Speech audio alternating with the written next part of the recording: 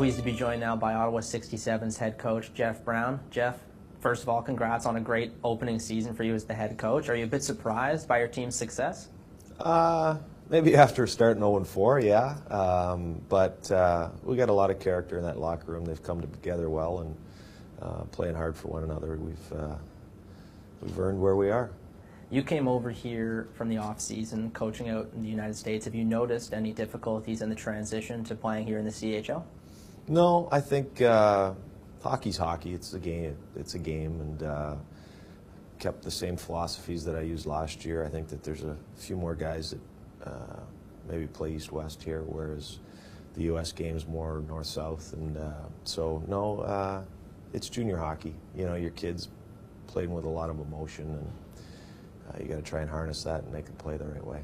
And you speaking of playing the right way, your team has been playing the right way since that 0-4 start. You've clinched a playoff spot. The first time in a couple of years the 67s will be in the playoffs. What does that mean for you to be able to bring this team back to the postseason? Well, it means a lot. Growing up here in Ottawa, 67s was our NHL team to look up to, really. We didn't have one back then, and so watching all those years, the playoffs and the success that they had, and unfortunate last couple of years they've had, so it's great to bring them back to the playoffs.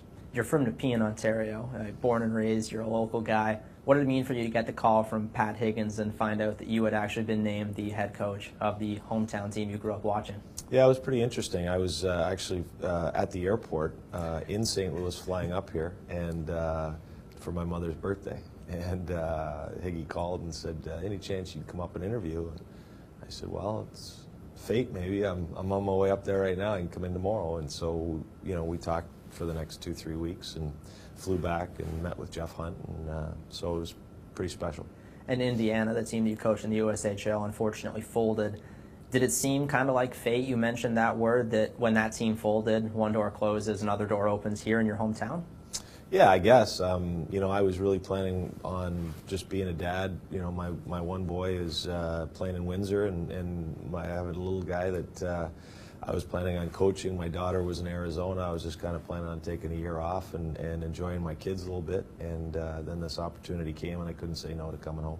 And you mentioned coming home. Obviously, you grew up watching this team. You mentioned, just what does it mean for you to get to now go behind the bench of the team that you watched as a child growing up for so many years? Well, again, it's pretty special. You know, it's like I said, I was looking forward to having a year off and just kind of enjoying myself and being a dad. And but this job, well, it's really never come up, you know, available. It's been Killer's job for a lot of years, and then Chris was kind of just moved into that spot, so that the actual job was never really been available before. So for it to happen in the timing that it happened for me was pretty cool.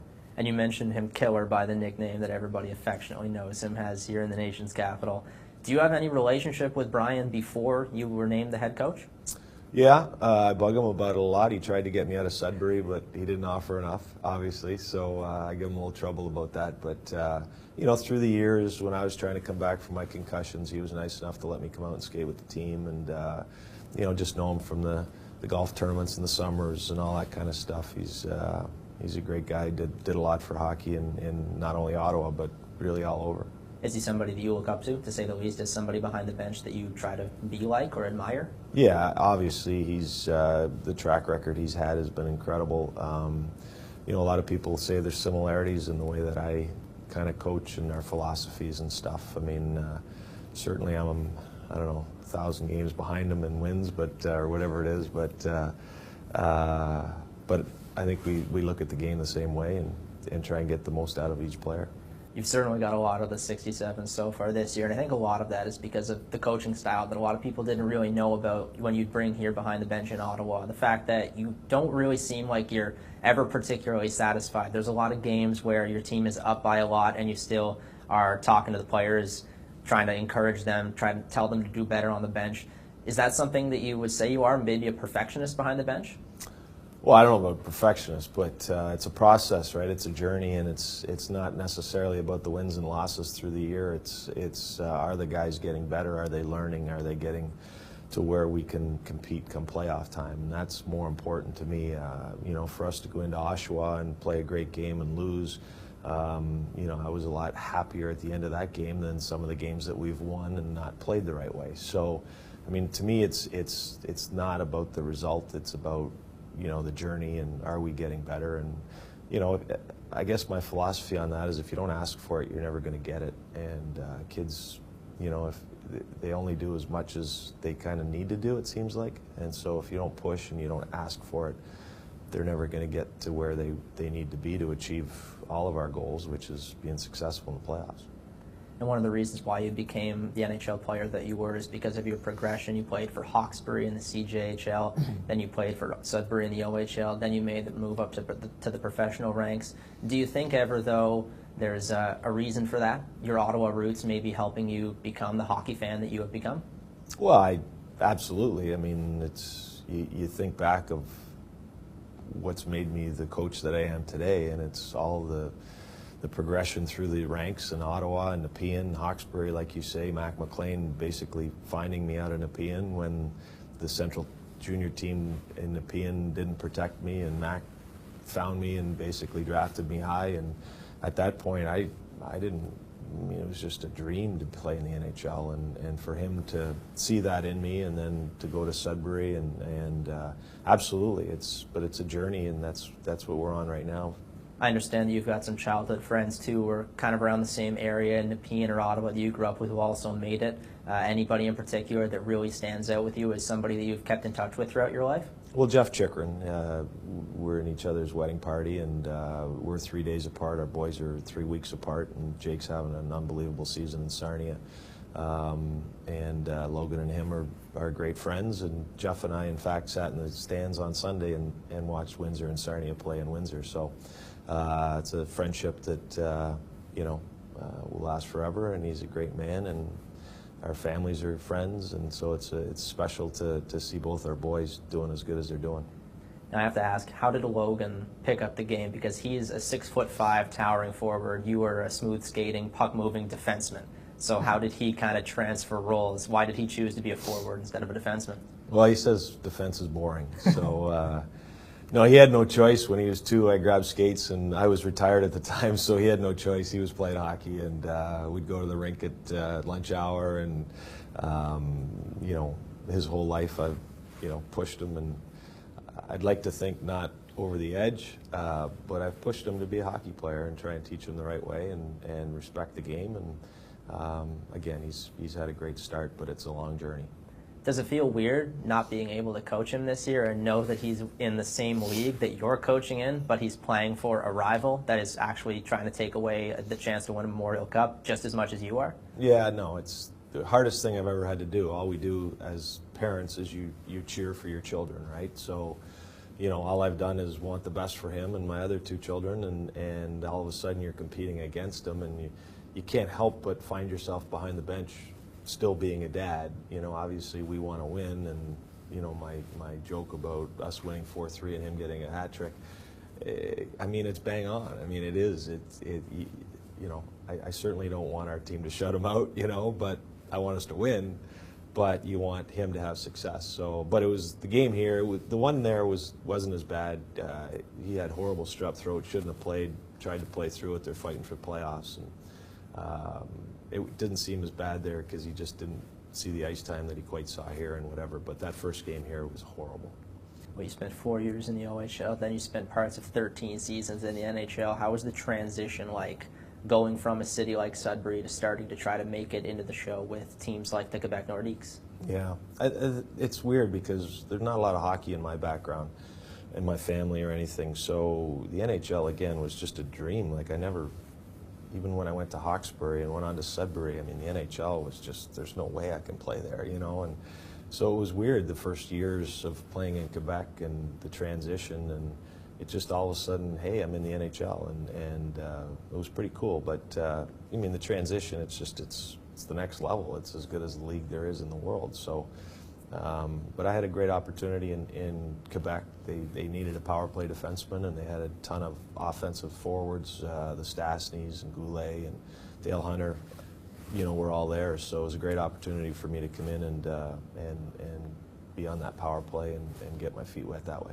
And you mentioned really no hockey background growing up. What was your background growing up? Obviously, we know you're from Nepean, but your family didn't really have any hockey roots? Well, ironically, my grandmother, who I never met, my dad's mom, played for the Canadian Banknote. We have a picture of her in a skirt and a big P or something on the front of her sweater that they were not like literally a sweater. And I'm like, that's cool. But mom and dad never played. And my older brother played. He's 10 years older than I am. And I think that me aspiring, even though he wasn't at the elite level, he was 10 years older than me. So me trying to aspire to be as good as him always, helped me and pushed me through my childhood. How long did it take for you to be able to start to beat him because of that 10-year age gap? Right around 15. When He was 25? Yeah, and he was 25. Not just on the ice, but off the ice. He used to beat the crap out of me when I was a kid, and he always wanted to wrestle and beat me up all the way until all of a sudden 15 he decided that he didn't want to wrestle anymore, which was kind of funny.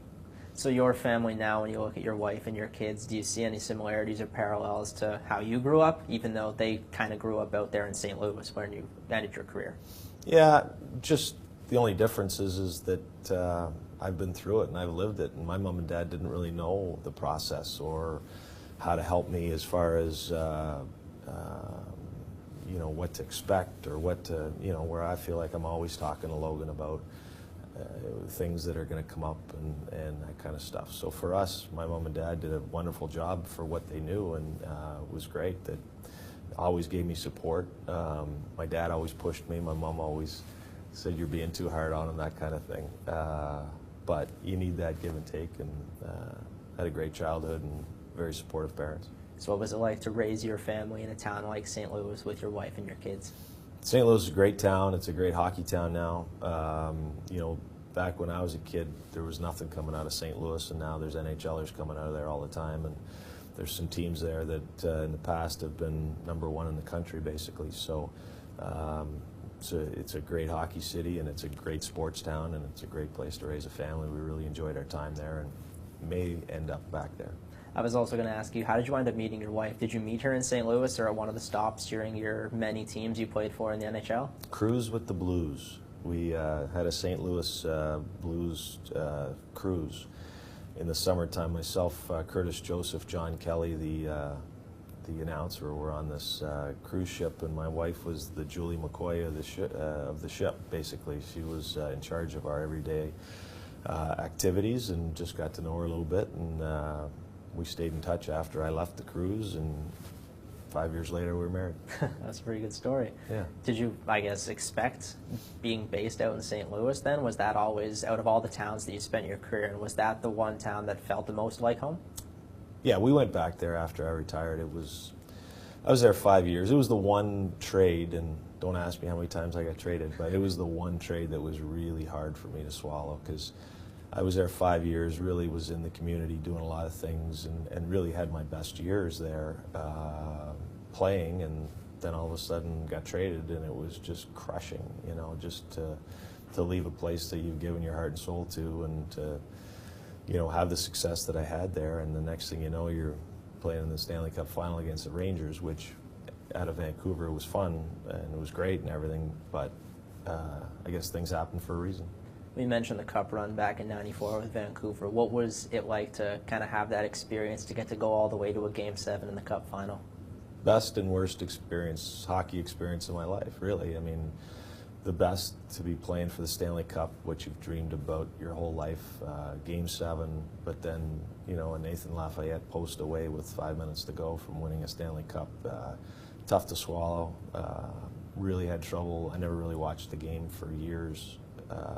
And just recently, it's okay for me to watch it now, but so frustrating, because I really felt like that was really my only time. I went the finals against Detroit in '98 with Washington, but they were so good. But I really felt like we were the better team in '94, not during the regular season, but at that time we had a really good, strong team that was rolling, and they just found a way to beat us. But at that time, I really feel like we were the better team. You mentioned going to the Cup, obviously, as one of your favorite memories. Do you have any other really great stories or memories, or just things that you'll always remember from your 13 years in the NHL? No, not really. Just the locker room you know, the stuff you miss, right? Training camp, coming back after the summer, playoffs when teams pull together. Like that run in '94 was just incredible. The feeling that we had every game. I mean, we had so much confidence, and you just knew each player had each other's back, you know, and we were such a strong team. And just those things are the things that you miss the most, like blocking a shot for your team to win and having that ice bag on that bruise after the game. Like that's the stuff that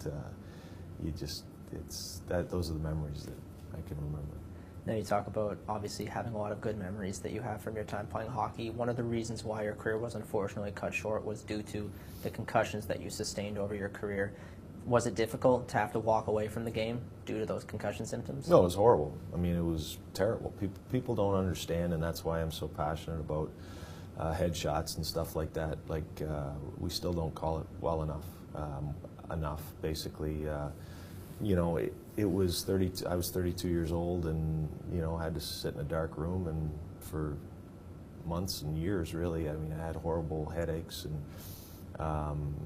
You know, it was depression, the whole bit. Like I went through a lot of tough times, and you know, these kids today, who a lot of them aren't going to make it to the NHL, and you know, they're being subjected to, and not so much our league, but minor hockey and stuff. It's brutal, the sport. They got to get rid of the headshots. How'd you get through the dark years that you mentioned? Well, what do? You just suck it up, right? Like. That's all. I had no choice. I had to battle through it, and obviously the support of my family and be patient with me and you know, help me through my outbursts and stuff like that. You know, and I still have, you know, some issues with it, but no, just the support of family and loved ones. What kind of issues do you still have even to this day? You mentioned that you just mentioned. Obviously, it seems like it's something that's continued throughout your life. Yeah, well, you see it behind the bench once in a while when I snap. That's not me. That's somebody else. No, just that kind of stuff, and you know, memory stuff, and just irritability, that kind of stuff. It's just it's tough. It's a brutal injury to get, and you know, other things heal pretty much 100%, but you know, you only got one brain, and we need to protect it. I know you mentioned one of the reasons why you're so passionate is because a lot of the kids who are playing won't make it to the NHL. I remember one moment this season that was really passionate outburst from you is when Ben Fanjoy got a headshot from Josh Chapman in Sarnia. When you saw that hit in real time, what was your initial take on it, and then having to watch the replay and see the aftermath of Ben's injury? Well, again, it's his head, and you know, the league didn't mess around, and which was great, but it still doesn't make his head any better, right? Like the penalties have to fit the crime, sort of thing, and these kids, we just collectively, all these kids need to understand that you got to stay away from the head, and the seek and destroy stuff has got to get out of the game, and the physicality of the game can't. I mean, it's a great game, it's a physical game, and it should be a physical game. I don't want to get rid of that stuff, but the high hits are the dangerous ones. I know that it's really difficult to have to answer just because it's really hard to think of a subjective take and get a definitive answer on it, but from you playing the game all those years ago to now coaching in the game, do you notice the game being a bit safer right now, or do you think it's as dangerous as it's ever been, or even more dangerous perhaps? Well, I think a lot of strides have been made to clean it up. The speed of the game today and the way that the players are protected, unfortunately the brain can't be protected like the rest of the body's being protected, and you've got a bit of a football mentality on skates sometimes, and that's the stuff that I'd like to see them get rid of the shoulder pads, to be honest with you. And like back in my day, you know, guys kind of hit like this because if you threw a shoulder into somebody, it'd hurt you, right? Like you heard all the time, you know, separated shoulder, a dislocated shoulder. You never really hear that anymore because guys are wearing these huge shoulder pads and protected. But it's so much faster today. The athlete is so much better today, and it will keep evolving. And unfortunately, the brain doesn't evolve where it can withstand that kind of force and everything. So, is it more dangerous today? I think the really bad stuff is far dangerous today. Did you say that you want to get rid of shoulder pads?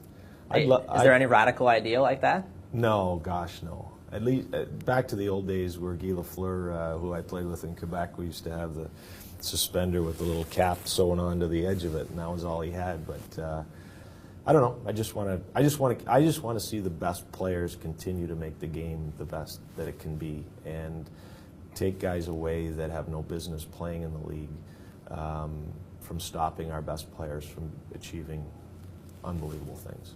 What about fighting in junior hockey? Because it seems to be a part of the game at its very culture throughout all the years. And you said you want to keep the physicality the same, but do you want to keep fighting at this level?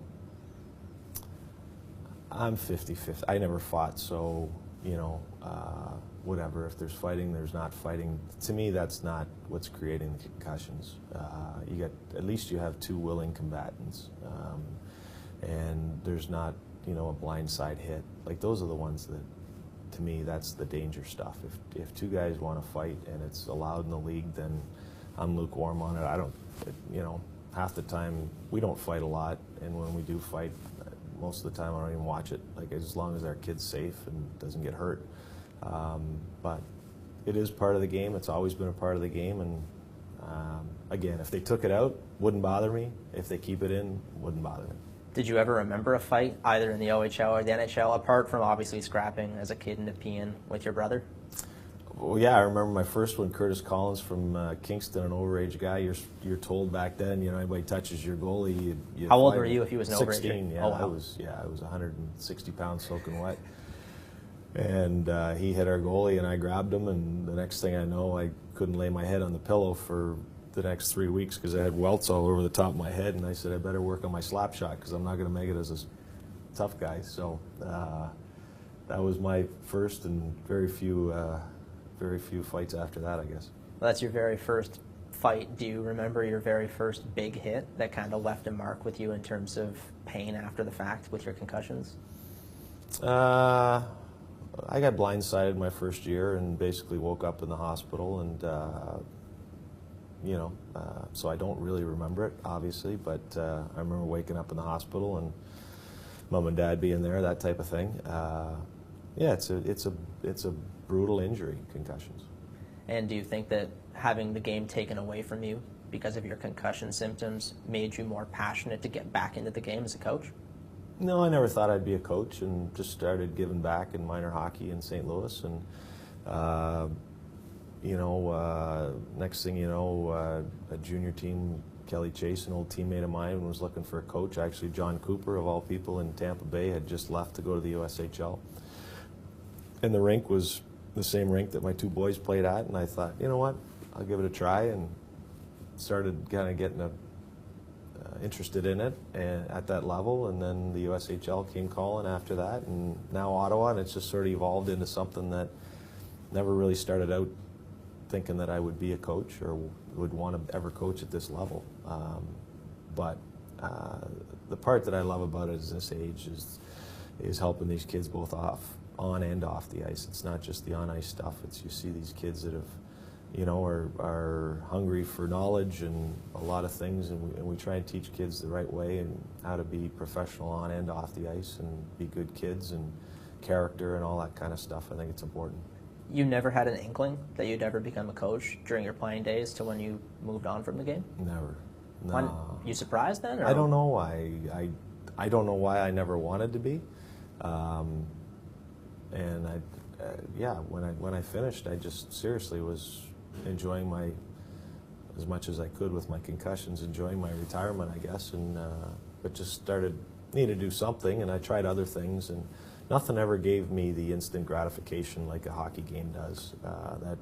To go out and our guys play 60 minutes real hard, and to find a way to win, and that instant gratification after a game, it's tough to find in anything else. I have to ask this. Missouri Otter Kings, was that the first official pro coaching job you had? Did I get the name right? No. No? Missouri River Otters. Missouri River Otters. In the U-Haul, okay. Yeah. United Hockey League. We, Mike Shanahan Sr. owned the Blues when I played there. Mike Shanahan Jr., his son, owned the UHL team. And they were letting go a coach at Christmas, and he said, Brownie, our team is is going under. We're not making it out here, but I need somebody to take the team for the last 3 months of the year, and would you do that for me? And I said, sure. So that was my first experience of really coaching at a significant level. And then that team went dark. So then I took over the St. Louis Bandits, coached them for 4 years, and that team went dark. And then I coached the Indiana Ice in the USHL for 2 years, and that team went dark. So there's no possible way that the 67s can go dark. That I could be 4 for 4. But it's amazing because, I mean, the first team was, but St. Louis, we were, top of the standings every year. Indiana, we just won a championship. And so it wasn't based on being a horrible hockey team. It was just based on the demographics of the team and the lack of fan base and that kind of thing. But sure hope I can't do it here. So are you saying that 67's fans should be worried that you've now brought this curse and the 40-year-old franchise is going to go dark soon? No, you know what? Our fans here are great. And throughout this year, they've come back, and the atmosphere in there is great. And we just hopefully we can get them a cup here soon. What would it mean for you to be able to win that Memorial Cup here in the city? It'd be everything. It really would. It's so hard to win. There's so many good coaches and hockey guys in this league and throughout Canada for that matter. And every night I'm coaching against somebody that's really good. And so if we were to be able to find a way to win here, it'd be really special. And go back to what Killer did, for him to accomplish what he did here. It's pretty special. I know how hard it is to win, and how many great coaches in this league that have not won yet, that have success every year, but it's so hard to win that final game. Now, for you as a player, you never actually won an OHL playoff game. You played 4 in your final season, lost all of them. So are you hoping to maybe break the curse here in the nation's capital? Yeah, no, let's do that. 3 years we didn't make the playoffs. Last year we lost to Guelph 4 straight, who won the Memorial Cup that year. So not a lot of playoff success there, but I'm a coach now, so it's different than player. Besides winning a Memorial Cup, hopefully one day here in Ottawa, what would you say your dream as a coach down the road in hockey would be? I don't really have one. This is kind of a dream job for me. So going to the next level, never really thought about it. I don't know what it would be. I can't tell you right now. To be coaching the St. Louis Blues back at home. I mean, right now this is a dream job for me. I'm enjoying my time here, and whatever happens next, happens next. Well, the city's enjoying having you too, Jeff. Thanks so much for your time, and congrats on a good season. Thanks a lot. Good luck in the playoffs. Appreciate it.